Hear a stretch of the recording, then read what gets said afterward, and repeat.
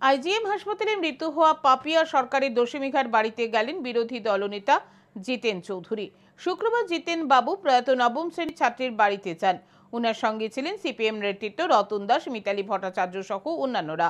জিতেন চৌধুরী পাপিয়ার পরিবারের লোকজনদের সঙ্গে কথা বলেন এবং তাদের সমবেদনা জানান। উল্লেখ্য, দুদিন আগে রাজধানীর আইজিএম হাসপাতালে মৃত্যু হয় পাপিয়ার। চিকিৎসার গাফিলতিতে নবম শ্রেণীর ছাত্রীর মৃত্যু হয়েছে বলে পরিবারের অভিযোগ।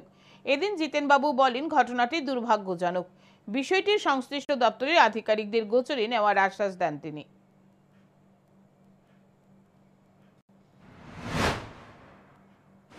মেয়েটার মাও অভিযোগ করছিলেন, মা তো ছিল সাথে, যে বলছে যে না ডাক্তার মহোদয়রা মোবাইল নিয়ে ব্যস্ত, একটা ইমার্জেন্সি রোগী